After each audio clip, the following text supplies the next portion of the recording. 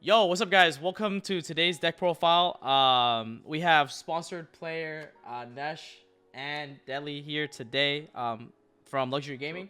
I'm here with the squad, and we're gonna be going over the Fiber Swordsoul deck that we cooked up, and it was the same deck that Deadly got top 16 with at YCS Pasadena Remote.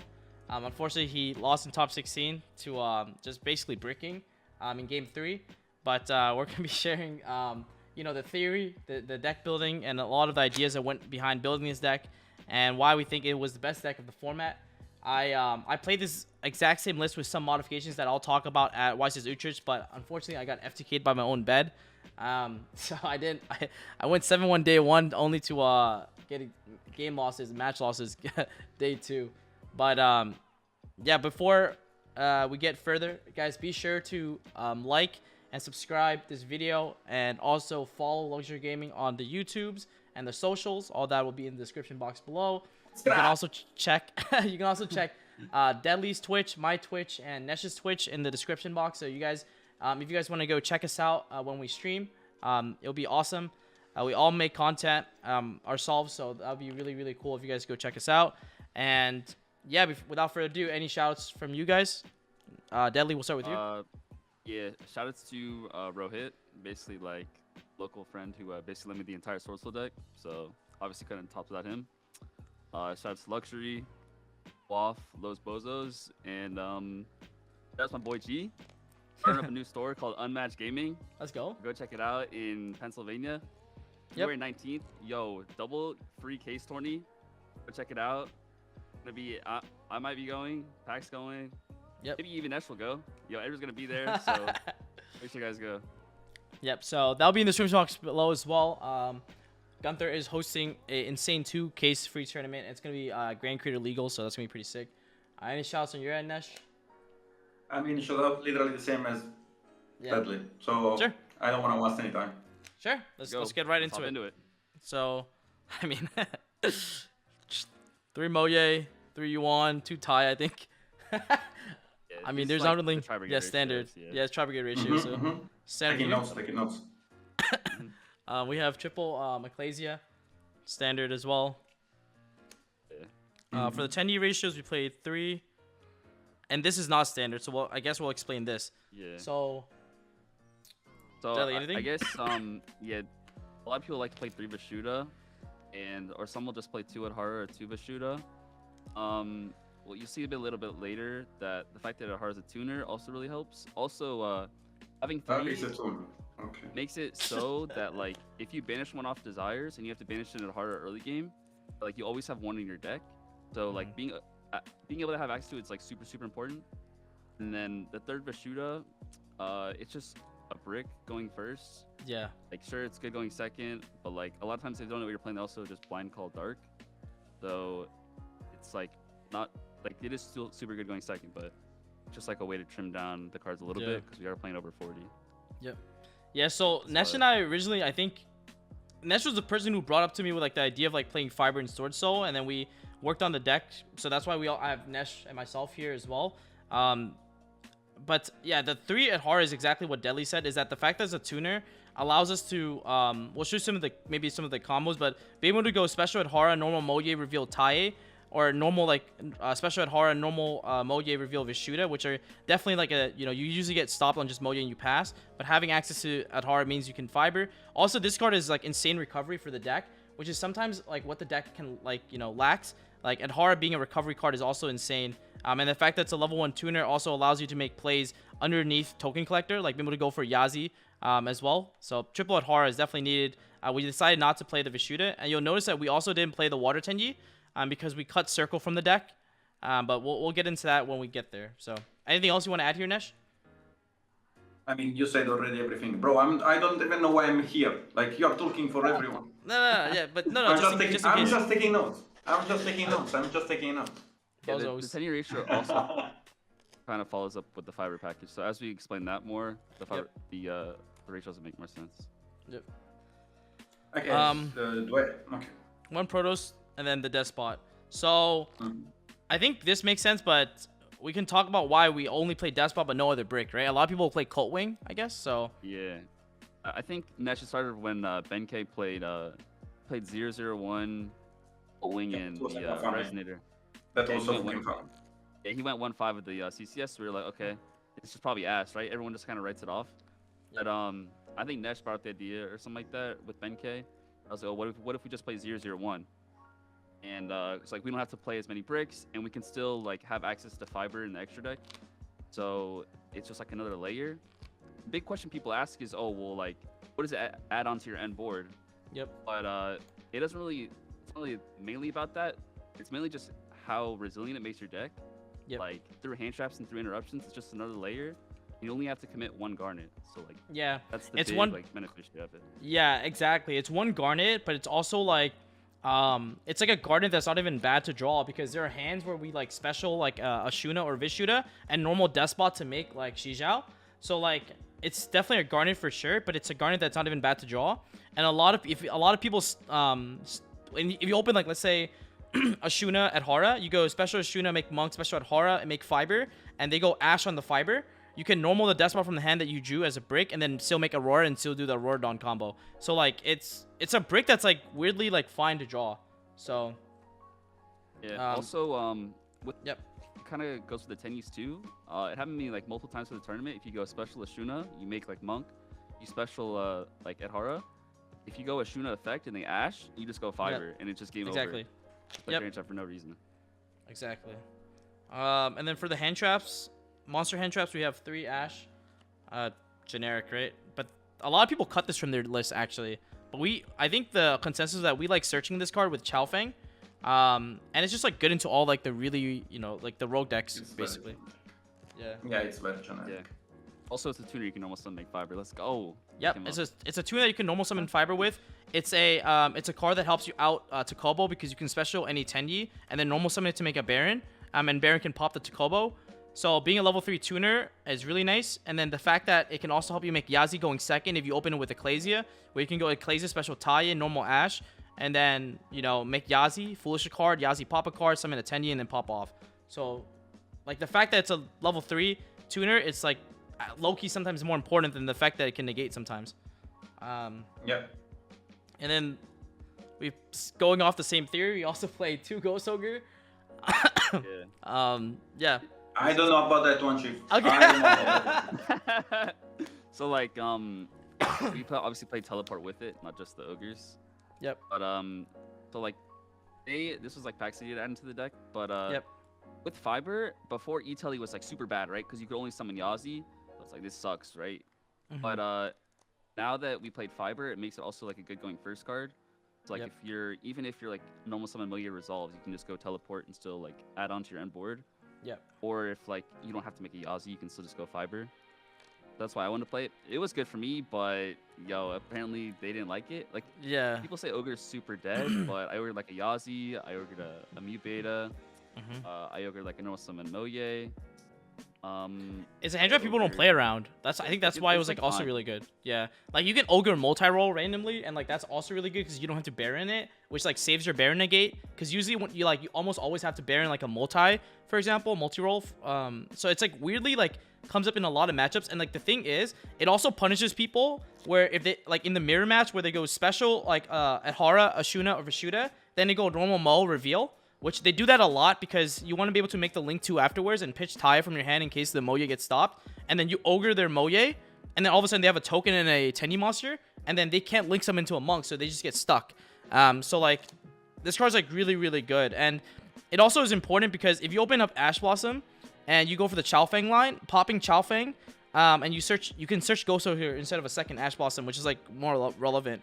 But like basically adding on to what Deadly was saying, the issue with Teleport before was that it was only a card that was good going second, where you can make Yazi, and like I mentioned before, you can make Baron with any Tenyi monster. So Baron plus any Tenyi monster plus Teleport is Baron.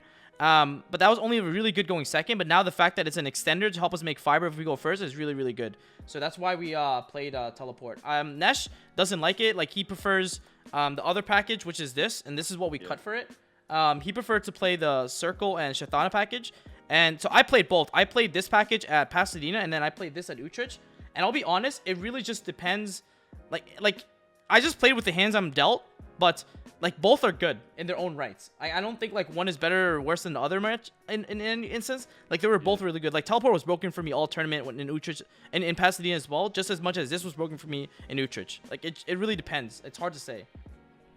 Yeah, that was like the biggest complaint, like ogres like that a lot. I took out one a decent amount for like when I started in gammas, since you can just summon gamma as well. Yeah. But overall, I feel like teleport was fine. Yeah, I agree. Yep.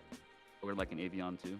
It was pretty sick. Yeah, Ogre Avion was actually insane because I think you did that in your match, and then like your opponent couldn't like the negation doesn't resolve because Apex has to resolve itself to go to the hand order to negate. So it was like actually like really nice.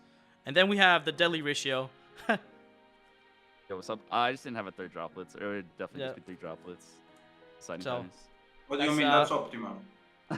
Stop. Actually, no, it came up for you once when you drew both. I think you drew a chalice and a droplet. So like, you had 2 form of interruptions that weren't once per turn.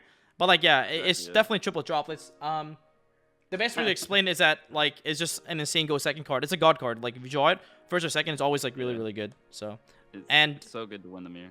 Yeah, and the other thing was like we had to play either chalice or droplet either in the main or side because we needed outs to token collector. Oh, and going off of that, teleport was also an outs to token collector. Because it's good to like mention that as well. But basically it's the fact that like when you get, if you go normal summon Moye and they collector you can activate teleport, summon Ogre, make Yazi, draw a card, and Yazi pop the collector, summon Taya, and then full combo through a collector. So this is why also teleport was also really good. But going off the same theory is like we had to play for a forbidden card, like forbidden chalice or droplets, either in the main or side because we needed more outs to the collector because we knew that a lot of people were gonna be prepared for Swordsoul, so we needed more outs to the collector. That's pretty much it. Yeah, exactly. So there's that. Let me just put them up a little bit. Okay. And then we have triple vessel. Not much to say. It gives you a tuner, so you can make this card by itself. Is like a Shuna vessel is like a crazy fiber combo that looks at your opponent's hand and stuff like that. It's crazy. Yeah, you like get a mega their hand, and then you just get a like. That's another reason why Fibrax is super good, is since it always guarantees a way for a win to be on board, so you don't have to pop Baron. So like, it's just super good against the bird matchup. Yep. You can always Protos for wins. Yeah. We'll explain that when we show the combo. Where like the reason why we think that this was the best version of the deck because no other version of Swordsoul decks, I mean, can utilize Protos as well as this version of the deck. And what I mean by that is that like we use Omega game 1 to check where our opponent is playing and call an attribute with Protos depending on what we see gets ripped. Against Alistair, we can hit the light. We can do light. Against where we hit wind.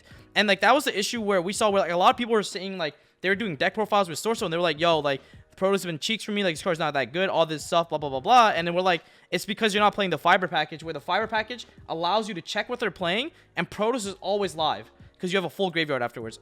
Vessel is like really crazy because it searches a tuner, which allows you to make fiber. So I mean, after that, I wanted to go deep over the fact I didn't like more circle than Italy. To be honest. Because this also kind of goes to why we didn't play circle in the first list. Yep. Why did you want to play circle? Yeah, N3Sh. Why did you want to play circle? So, first of all, let me check for my audio. Is my audio right before I start talking because I don't want it to be stuck. It's perfect. Yeah. Okay, so by not playing circle, you give your deck some loose conditions. It's like a necessary evil, you know? Like why you play Droplet over Chalice, even if Chalice is better in the deck, because the deck cannot really afford so many discard folders. The thing is, circle plays around Mystic Mine. Circle plays around Ogre, because if you notice the deck deadly with the Ogre in the main deck, if they Ogre your normal summon, you don't really have an out. Your token is gonna stick on the board. And since Jesse Cotton and all the luxury team was playing Ogre in the main deck, I have highly suggested them to not play Teleport but play Circle and Shetana to have an out to Ogre on the normal summon, because it was a very strong loose condition. And I was actually scared for people doing that. And there is also another thing, Circle plays around the Droplet in your opponent's turn, because you can also set up like 3 different monsters, 3 different negations or interruptions, and your opponent has to Droplet for 1 or Droplet for 2. Yep. So when N3Sh, like when we were theorying in the Discord, like I counter argument like N3Sh's theory with like, okay, like I think if you get Mystic Mine, yeah, you don't have Heavenly Circle as an out, But the issue is, if you just make Shaman and set 4 back row, and like when they Mystic Mine you, your opponent will definitely have to commit a play. Like you can definitely bluff Circle even if you don't have it in the main deck because everyone thinks we're on the deck. That's why I think, like, in my opinion, we didn't need to play this as a Mystic Mine out because like everyone thinks we're on it, and we abuse that information and that understanding to bluff it. And when you go Shaman pass with 4 sets, your opponent will 100% almost always commit their play. But however, N3Sh brought up the point of like, okay, what if you play against a bozo who like can make the read that like you probably have a Heavenly Circle set, and that's why you're gonna see that we played 1 IO instead. Yeah. But it was like yeah, concession. We had to like concede that if we don't play Circle, we need like at least 1 mine out. So that's why we played Order. Also, that card won me a couple of games. Yeah. Also, Circle and Baxia is like bow, you know, like slap that bit. Okay, you know. Exactly. So triple. I mean, Pot agreed. Every time you draw this, you like have a higher chance of winning. Yep.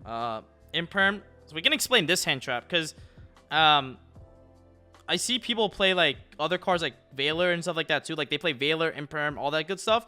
But we can explain why it's just impermanence, right? Like because it's the best hand trap. That it's the only hand trap by itself that can actually make the bird board breakable. That's basically the main reason. Yeah, it's just good against birds. I don't think it's like too crazy, to be honest. It's just good versus birds. It's good to draw as a 6th. Yep. I think it's pretty standard. But it's also because we play Omega in our extra deck. So like the reason why Imperm is better than like Valor or anything like that is because like if they Maximus us and set up a window with like the Schism, we can use Omega to like put back their app clone or whatever, and then they would chain Schism, right? And then you can have Imperm be live to stop the window, which is something that like Valor cannot do. And this is why Imperm was really good, because we play Omega in our extra deck, and Omega being able to force out a window early to on an empty board to allow us the impermanence is really, really powerful. Okay. Yeah. And then 1/1. Right. Yeah. Mine out. Just an out to mine. Yeah. Yep. Only 1 blackout. It's fine. Yeah. It's 45 cards, which we really wish we could have trimmed down. But there's just so many good cards. I don't know. Yeah. I didn't have a consistency issue. I thought it was super good. Yep. So before, just so you guys have an understanding of like how the deck list evolved, before we weren't playing the Despot package, and we didn't play the IO. We played the second Blackout, and then we played the third.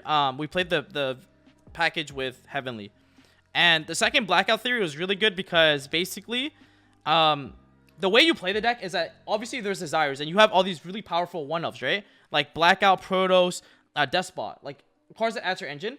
And so like we were afraid that like Blackout blind turn 1 without the fiber package, because you can't check what they're playing. Blackout turn 1 blind is probably the best card that you can search with Yugioh because it covers every matchup.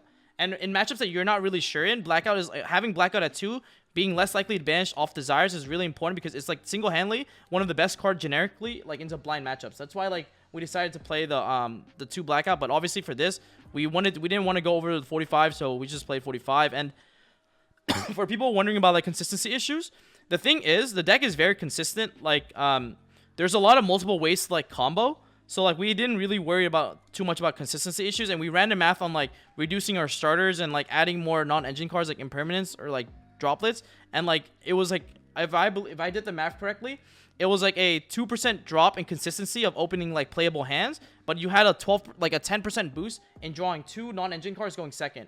And so that's why we went with the number instead of just playing standard 40 cards or whatever. Is because we realized that like you have to play all the engine cards at 3-ofs, and then all the cards that are at 1-ofs are cards that are not searchable, or they're searchable. Or sorry, they're all the cards that are 1-ofs are cards that are searchable, or cards that can be grabbed except IO. Obviously, but that's a mine out. So that's like the basically like simple deck building theory. All right, well, there is also another thing. Yep. Also, if you consider, like, for example, a deck like Dragon Link, like Deadly played the Dragon Link, how many normal summon had the Dragon Link at the time? Yeah. It had like 5 normal summon, that's correct. Yeah. Now, if you go over Swordsoul, there are like from 8 to 9 viable normal summons, but you cannot put them because it's a 2-card combo engine. Yeah. And you have to raise the number going over 40 to make it work like it is on 40 for Dragon Link. You know, like I applied the same Dragon Link theory to this deck, even if it's not really the same thing. But I applied that logic to go over 40, which kind of made sense because the deck does not brick at all.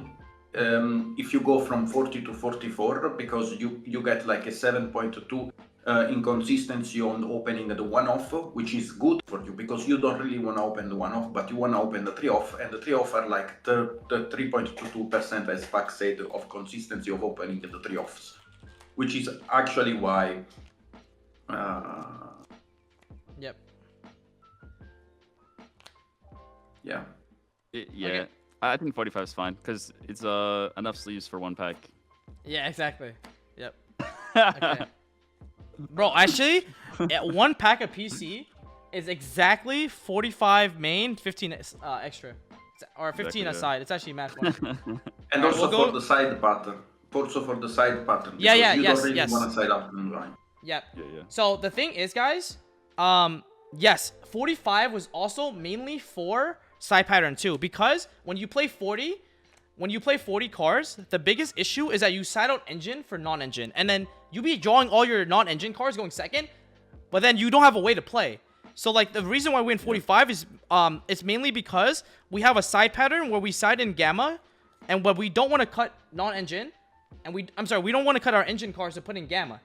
So by allowing to play 45, we have 4 cards that we immediately committed to side out for the gamma package, and we'll show you the 4 cards we sided out almost every single time going second into every deck, because gamma was that universal.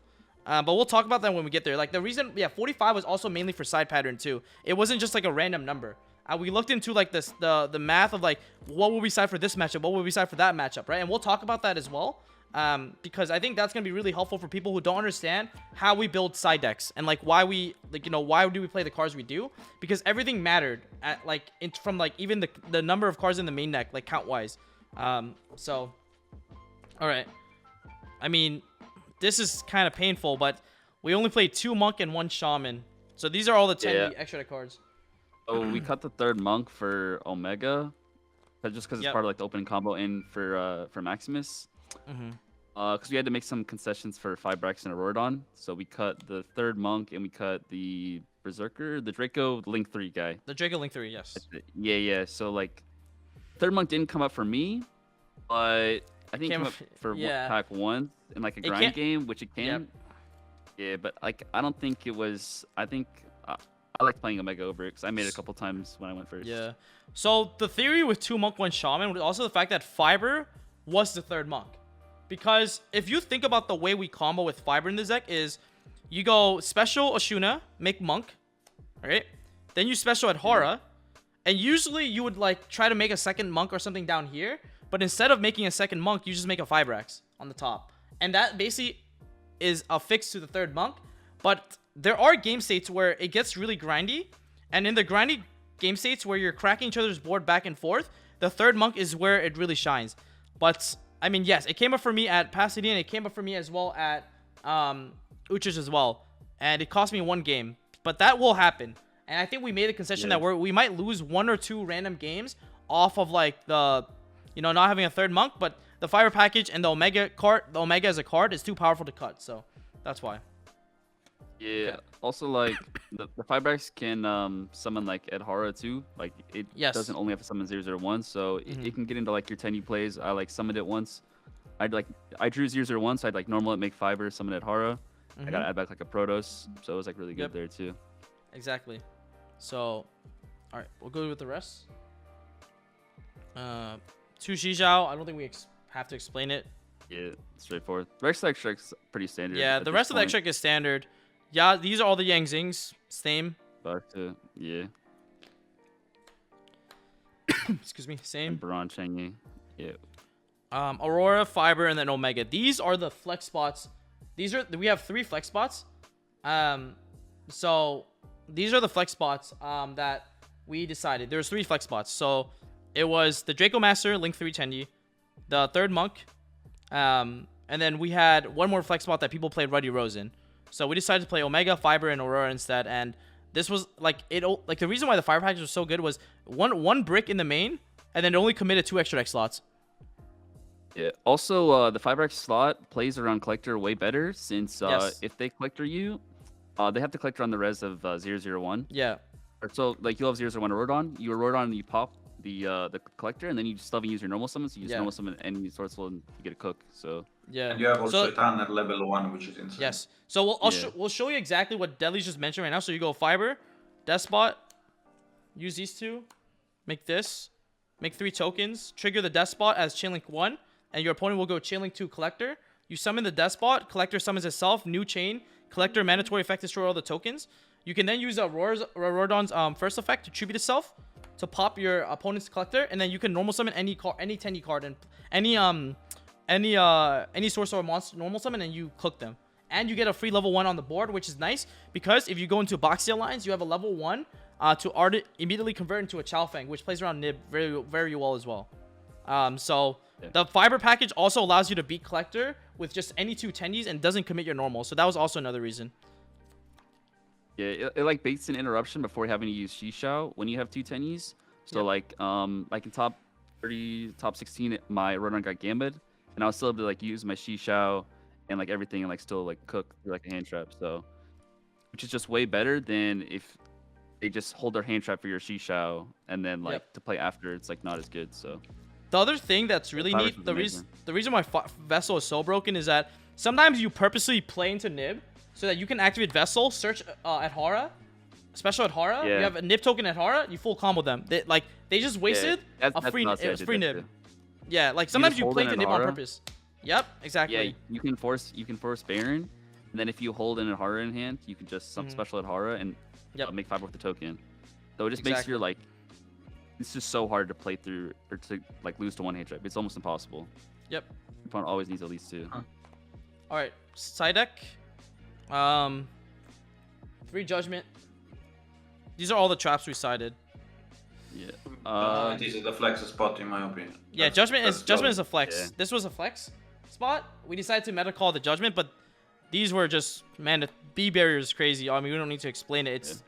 It's crazy. If you guys play Zoo format, you know how broken this card is. Reboot is because all the floods and Elich, right? And it's also like, did you ever side this in against like Bird? I never did, to be honest. Like I felt like if I open enough hand traps, they can't play. Yeah. Yeah, exactly. So we'll talk about the reason why we flex Judgment is basically because like when we go first, we wanted to have a card that was just universally good into like random rogue deck, and Barrier was good obviously into the meta, but Judgment was just crazy into all the rogue. I'm talking about like if you think about like, let's say PK is not rogue, but if you Judgment Charybdis, it's very hard for them to play after. Because you have to commit 2 level 3s, and then like they don't really have extenders that can summon 2 more 3s again. Also, Judgment was really good into like the Striker deck. For obvious reasons, Judgment and Ray is like really broken. So like it's just like really good card into like all the the decks that weren't like like the mirror match or anything like that. Because we don't think Judgment's that good in the mirror match, quite honestly. But it's still a good card. Yeah, it like cooks all the non-engine cards that beat you. But I really wish it was just like a hand trap over that slot. Yeah. Because I felt like I was underprepared versus birds. Since like you going down to 4,000, like a lot of times you can just die. So I wish it was like maybe like Droll or like I think Pac played Dark Ruler for Utrecht. Yeah, I played Dark mode, Ruler. Like so, these should be another like. Might as well talk about it now. The only hand trap we sided was the Gamma package. So like we definitely wish like this was a hand trap slot. I tried Dark Ruler for Utrecht and it was fine for me. I never drew it until the side event. But this was, like we definitely wish these were 3 more hand traps for sure. That was way better. But yeah, and then I guess we might as well talk about Gamma. I mean, you guys didn't like Diddy Crow. I thought Diddy Crow was very good, and you didn't like it. Yeah, Diddy was also hard. Yeah. I think it was either Droll or Dark Ruler. I like Droll, but Dark Ruler is fine too. Yeah. I don't like Droll because they still combo and they still put interruption. It's not like it does something. At least Dark Ruler gives you a chance if they don't set up the Oath combo. Yep. Yeah, but like you just have that chance where they can just have Oath, so Dark Ruler's just dead anyways. You give it a chance also your opponent being us and not sending the Oath. Yeah. Yeah. Yeah. So yeah, Gamma was insane. Universally applicable hand trap into every deck in the game. Like it does, like you could be playing a rogue deck and Gamma cooks you. You know what I mean? But it was even crazier because Gamma was a card that can be summoned off of teleport. So we side out the ogres into matchups where ogre was bad in. and then we side out the Gamma package. So Ogre was a free side out, and you still keep teleport in, which is like so crazy. Yeah, because teleport just signs so much going second. Yep. Since like it's another like extender. Mm-hmm. Play 3 interruptions. Exactly. Yeah, I know complaints with Gamma. It was good. Yep. And then the back removal. Twin and then Duster. We didn't play Cosmic. Yeah. Yeah, I was kind of scared of like Takobo a lot, but I really only got like Takobo versus like Eldritch. Like all like the real decks since I played so many Swordsoul mirrors that I didn't really end up setting these cards in very much, but yeah, you just have to have them for Takobo and Schism as well. Yeah, exactly. That's exactly the logic. The only reason why it was Twin over Cosmic was because we noticed that when we were playing against like trap decks like Striker or like Eldritch, hitting one back row was never enough, because sometimes like if you Cosmic the Takobo, sometimes you can't even beat the Widow Anchor, right? So like being able to have access to like Twin, which is multiple, we thought was a lot better. And especially against like Invoked, if you can Twin Schism and a Punishment, like that's so much better than just hitting Schism. So that's the main reason why we played Twin Twister as well over like Cosmic Cyclone. We made the concession to like PK, because PK does have like, the Scythe combo, and like Cosmic is way better in the Scythe lock. But the thing was, PK was so like underrepresented every time we looked at all the data for like people who were playing what decks. So like from a meta call perspective, we were like, it's better to play Twin to out like the trap decks than play Cosmic for versatility into the PK matchup, because the PK matchup was like nowhere to be seen. I didn't play a single PK. Did you guys play a single PK? No, right? Yeah. Nah, I didn't. Also, Cosmic doesn't really out the Scythe anyways, so it just Cosmic's just better versus the Invoke deck. So exactly. That's why. So, and that's it. 15 card side, main and extra. And then I guess what we can also do is show you guys like some of the combo with like Fiber. So like we'll give you an example, a hand for an example. So let's say we how Ashuna plus Vessel, you show it how should be played without Fiber. Yeah, I want to show this. I think this is the best way to show. Yeah, that's the best one. This is really the creamiest because one. So like most people, when they open a hand like this, you just like the way you play this hand, right, is you go special. Like you can't really do much. You just go normal Moye in regular Swordsoul. But what we do is we go special Adhara, normal Moye. Your opponent imperms this, right? And then the question becomes like, okay, what can we do from here, right? So this is where we go for the Fiber line. I'll put my graveyard here. Go for Fiber. Fiber summon the bot, right? Do this into Aurora, make triple token. You bring back the bot. And then you're probably wondering like, okay, what do we do with like these cards, right? So consider the options. First, you can go 1-3-3-3-3 into a Baron. And actually, I won an unwinnable game 1 against Birds because I had this package. Because I was able to make Baron, which popped one of his monsters and use Aurora Tribute itself, which doesn't target to destroy his Simorgh. But yeah, so these are options. You can make Baron or Chen Ying, right? But then what we end up making is this. We make Yazi here. Sometimes you do make Baron, by the way. It just depends on your hand. We'll talk about that. I literally never did that. I literally never do that. But yeah, you only do that when you have Long Yaw and Ashuna. When you have Long Yaw and Ashuna, you hard make Baron. Yeah. And also, a lot of people have to nib you here because, like, if you do just Fiber combo, a lot of people have to nib you here because if not, it threatens Baron, right? So they have to just immediately nib you. Yeah. So you make Yazi here. Then you use the first effective Auroradon to tribute for cost to destroy a card on the field. And then you pop the Yazi and use Yazi's effect to trigger. And that summons you the Tai from the deck. So now you summon the Tai from the deck. And then you can use Tai's effect to banish a Moye. And then you make another token.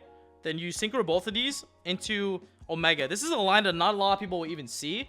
Because, like, it doesn't make... Like, why would you do this, right? Well, because Tai then triggers to send Ashuna. And then this is where we get to look at their hand. So this is through one imperm, and we're going to check what they're playing. So they already impermed us, and now we're going to use Omega to check what they're playing. The way you do the chain link is you go chain link one Tai because the trigger was met, and then you go Chain Link to Omega, so you know exactly what to send depending on what they play. So you go Omega Chain Link 2, you see what they're playing. I checked, and it's like, oh my god, my opponent's playing Bird Up. Okay, cool. Then you go Special Vishuda because you control only a Vanilla, and then you can activate a Shuna to summon a Adhara from the deck. And so, not only do I play through an extra hand trap, you also rip a card out of the hand and check what they're playing. Yeah, then you just gotta go like Shishao. Yep. You gotta add a Moya. You haven't even normal summoned yet. Yep. So you haven't guys, even normaled. you No, you have normaled. You add I think you add Moya, you add Emergence, and then you activate Emergence to grab Protos. Yeah. And then what's really crazy about this is that not only do you just grab Protos, it's also 100% guaranteed follow-up. What I mean by this is when you summon the Protos, you get to banish the Tenyi from your graveyard, the Despot and the Fiber, and then you can use the Adhara to add back Tenyi. So you get guaranteed Tenyi follow-up in your hand. And then you call Wind. And then you instantly won the Bird Up matchup. And they cannot win. They cannot win this. You check what they're playing, you cannot win. Like, it's game. And this is through impermanence, by the way. Because the token off of Aurora is a wind monster.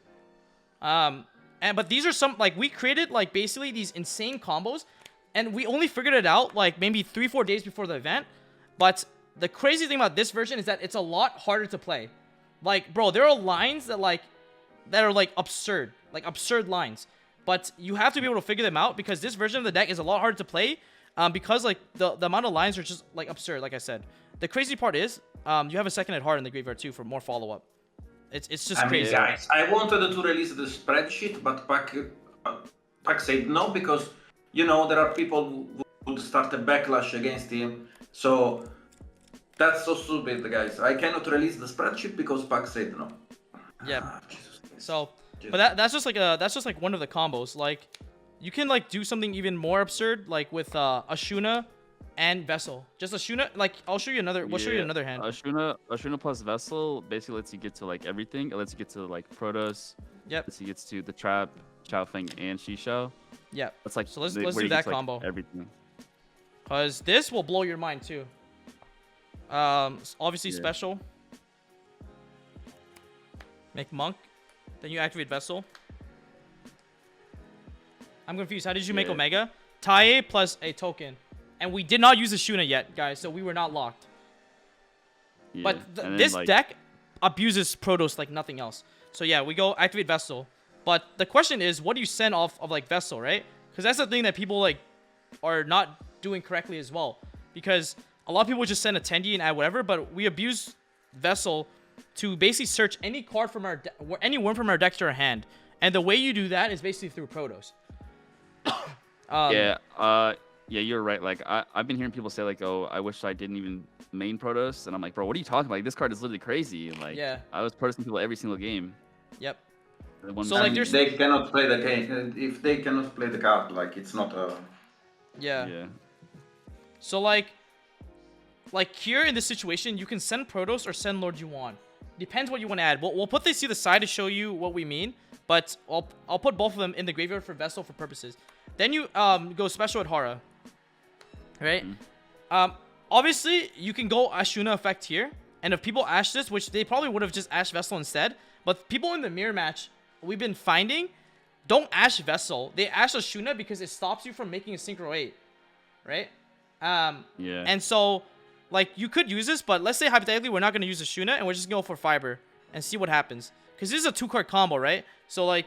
Yeah. It's also, like, very important, like, you find this out, is to, like, not force Fiber. Like, for example, there, if you had just had, like, only Ashuna and, Ashuna and Adhara. Yeah, you don't force Fiber. First. Yeah, because, like, you don't... If you force Fiber, you wouldn't get, like, a Shishou on board if it gets negated. You wouldn't be able to add back Ashuna off of Adhara. So it's just, like, something you do as a backup play. Or is, like, if your hand lets you. The reason why this is good is Ashuna Vessel is because this doesn't commit your normal. So you still have a normal summon. So, like, you still have a way to, like, normal summon and play the game afterwards. So this is why, like, you can go for Fiber here and force out Imperm immediately. Because if they have Ash Blossom, they most likely Ash this, right? And so if Imperm comes out in this, that's totally fine on us. Yep. And then we make summon Despot. Same thing here. Right? So now, Aurora. Trigger 3. There's also a combo, too, by the way, chat. is that we can actually send a trap off Tai and use Auroradon's third effect to add it back. And the way you do that is you summon Baron. You summon Baron with Lord Yuan, and then you make Yazi here, and then use Baron to pop the Lord Yuan. So you don't use Aurora as a first effect to tribute, but you use the effect to tribute 3 to add back a trap. And that's another line of play that's also accessible. Like I said, it's a lot harder to play this version, but once you see the lines, it's really, really crazy. But anyways, in this position, you just make the Yazi again. Tribute, pop Yazi, effects. Now the Tai is gonna come down. So Tai. So with Tai, this is where we were like, depending on what you want to add, you can either add Protos or Lord Yuan, because you just banish it off Tai, and you can just add it back immediately with Adhara. So most of the time, it's gonna be a like for me, like it's usually the Protos, because I value like adding Protos more because it's just a broken card. Yeah, it guarantees, like, even if they soft this, you always get Protos. Depends on your end and the matchup, and if you want to play through more interruptions. Like, if you want to play through 2 interruptions, you send Long Yan. Yeah. Yeah. If your end is weak. If your end is strong, then you send. Yeah. So then you make the token here. Let me get a token. And then from this position, you can go Adhara, add back Protos to your hand. And then you can make Baxia here. The reason why you do that is because you're going to foolish a Moye to the graveyard and get a free draw for no reason. So we do Baxia. Tai is going to resolve. Now it sends Moye. And then we can go Baxia's effect. We're going to pop the token. Bring back Moye. And then we're going to use Moye's effect to make another token by revealing the Protos. And then then you use a Shuna in the graveyard to summon another Adhar from the deck. And then you can then use both of these to make a Chao Feng. Then use both of these to make a Shao, draw a random card, and then search a trap. Yeah, it's like this is basically where you get everything. Like most of the combos you miss without one of these pieces, but with a Shuna and Vessel you get to like get everything. The trap, the Protos, and the Chao Feng. Yep. Yeah. And the normal, and also you get one draw. If you do it without Halqifibrax, you get only Chichao, Chao Feng, and Protos without the trap and without the draw. It's literally a -2 without Halqifibrax. Exactly. I mean, you can try. Also, you try it yourself. Usually when we banish off Protos, usually we banish these 3, and they're all different attributes: Fiber, Despot, and Aurora. And the reason why you banish these is because against the striker matchup, you don't want them to be able to Shark Cannon or summon back your Aurora, because they can just use Aurora to pop and stuff like that. So we usually banish these 3. It seems hard when you got it. You would cook people endlessly. Yeah, but there are lines that like I figured out in the tournament that I didn't even know existed. Like, it's not even something you can just like know. It's something that you have to memorize all the combos and figure everything out. This combo started off without no normal summon, just Vessel and a Shuna. And the crazy part about this is you keep a Adhar in the graveyard for recovery, and you end on 1 disruption, 2 floodgates, pop 2, and you can search Ash Blossom. Yeah, it's like the nuts. So it's like, and this is all 2-card combo with no like it's full combo without normaling. Like, and you have 3 cards in your hand, and then you also draw a card. So you have 4 cards in hand, by the way. But yeah. So that's just that example. But you know, like we talked about, for example, like, you know, the thing with this version of the deck is that, you know, one of the things we had to solve when we were trying to like test this out is because, you know, is it better to go for Fiber or do standard combo? And we had to always evaluate, when is it correct to go for Fiber? When is it correct to go for, you know, the standard combo, right? And you have to see the lines ahead enough to the point where like you're like, okay, is this better to go for Fiber in this line, or is it better to go for standard combo? And that just comes down to like how experienced you are with the deck, to be honest. Because like, if you draw a certain hand, you should be able to know immediately what this ends on. Like, what's the end board of the Swordsoul hand? And then you have to figure out, is Fiber better in this scenario, and does it play through more? You don't force Fiber. It makes no sense too, because you lose some more cards. But like the example that Deadly was talking about is like when you open a Shuna at Hara, right? you can go Ashuna, Monk, Special Adhara. We don't make Fiber here. We activate Ashuna immediately. And then if Ashuna gets Ash, then we make Fiber, which plays through an extra card. But if Ashuna resolves, then we cannot Fiber, correct? But that's fine. Like this is still full. Like this is still a very good board. We were winning without the Fiber package already, you know. So that's why like this version is so crazy. That's like also the advantage of like just also having a deck building advantage. Like when your Ashuna just gets Ash and you're playing the 0/0/1 in your deck, it's just like how valuable a deck building advantage is. Because obviously, like if they know that you're playing Fiber, then they just entrap like differently. Like them not knowing that we have like Fiber in our deck just made our deck like so much better than it would be if everybody knew about it. Like I was playing through 3 hand traps, like with just because I had an extra Fiber package in my deck, like 3 hand traps. Like 3 hand traps. There are hands where I literally played through Collector Imperm, like that I can show you guys. Like bro, like if you play this deck like insane, the only time you lose is if you don't wake up for day 2. Oh my god, the back. Oh my god. Or you just misplay. That's the only way you lose. Misplay.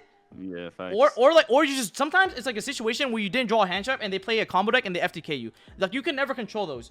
But this deck is, I feel like, the most controllable deck in terms of win percentage ever. Like there's no other deck that has like there's not a lot of decks in the meta that has such a controllable, like you can actually control your win or losses, right? And that's why I think like this deck was the best deck in general for this format, because you can control your wins, your losses by how well you play. And like you'll see that the people who are losing with the deck are the people that are misplaying. And like I'm talking about like after I play a game, I would go over my hand and make sure that I played as optimally as possible. Like I'm talking about like every sequence into whatever they had. And that's how like you're able to get better with this deck. But like the only way to know is like to play this deck a lot. So yeah. So there's that. I mean there's perfect. Okay. Yep. What's up? No, that's it. What's up? I have the perfect ending for this deck profile. What's up? Okay, guys, I can show you the difference in between you and Deadly. Okay, Deadly. What's this? It's a line. Yeah, guys. If you don't see the line, you are this. Yeah, I mean, the meme is that like we always talk about like seeing the lines, because like bro, like if you guys don't see the line and you start your playoff, like literally the way you sequence or start off your hand, if you do that wrong, you already lost the game. Like I'll give you an example about like I'll give you guys more examples in more like profiles and videos about like how to combo with this deck, how to play through interruption, how to beat token collector, all this good stuff with just engine cards, beating token collector and impermanence. I didn't draw a single non-engine, no droplets, no teleport, nothing, just single like just engine cards, and how you sequence your hand to beat multiple interruptions. And I was able to do it in tournament today, right? So we'll do that. But anyways, guys, I hope you guys enjoyed the deck profile. It was a lot longer than normal deck profiles, but we wanted to go in depth as possible. There's a lot of stuff we also didn't get to cover, but we'll maybe do a part 2 or something if you guys really enjoyed this. So obviously, guys, like I said, don't forget to comment, like, and subscribe. Let me know your thoughts on like the profile below. And yeah, we'll see you guys in more profiles for sure. So I'll see you guys. Peace.